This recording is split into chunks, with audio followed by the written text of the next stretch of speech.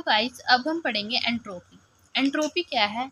The function entropy was establish from the work of the Carnot. जो हमने Carnot cycle पढ़ा था उससे जो हमें फंक्शन मिला वो एक क्या मिली है? एंट्रोपी। उससे एस्टैब्लिश हुई है एंट्रोपी। एंट्रोपी क्या है? एक स्टेट फंक्शन है, ठीक है, जिसको हम डिनोट करते हैं एस से। ठीक है, अब हमने जैसे पढ़ा था एफिशिएंसी के बारे में, Q2 माइनस Q1 बाय में Q2 पढ़ा था। ठीक है, अगर हम 1 माइनस कर दे और ये 21 के इक्वल था, T2 minus T1 by T2 के था। ठीक है, अगर हम इसको ऐसे लिख सकते हैं Q1 by Q2 equals to T1 1 minus T1 by T2। ठीक है, 1 से 1 क्या हो जाएगा? कैंसिल आउट, एंड माइनस से माइनस कैंसिल, तो Q1 बाय Q2 आ जाएगा और T1 बाय T2 आ जाएगा। तो हम इसको ऐसे लिख सकते हैं Q2 इधर भेज के, और तो क्या बन जाएगा? Q2 बाय T2, और T1 क्या हो जाएगा? इधर आ जाएगा, तो Q1 बाय T1।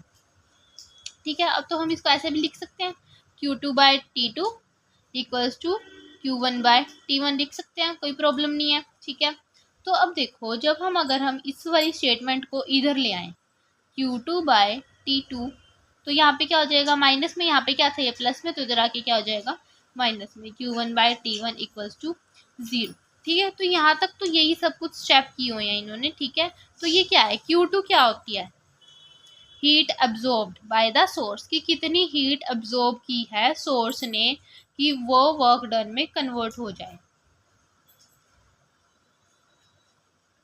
और Q1 क्या होता है?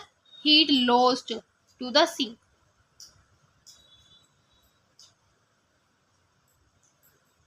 Heat lost to the sink. अगर हम इसका सम अप करें तो ये क्या हो जाएगा? समीशन बन जाएगा किसका? Q1 Q बाय T का। ठीक है, जो कि किसके इक्वल होगा? 0 को। हम इसको ऐसे करेंगे। ठीक है, अगर हम देखें तो ये Q क्या है? एंट्रोपी के केस में Q रिवर्सिबल बाय T होगा। ठीक है, 0 के equal.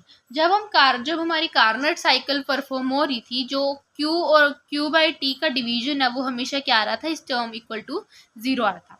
When the isothermal and adiabatic process in a Carnot cycle are carried infinitely small step, क्योंकि रिवर्सिबल प्रोसेस का कर रहे हैं, the summation of Q by T is term equal to the 0। ये सारा क्या आ रहा था? 0 आ रहा था। और Q रिवर्सिबल बाय T क्या हो जाएगी हमारे पास?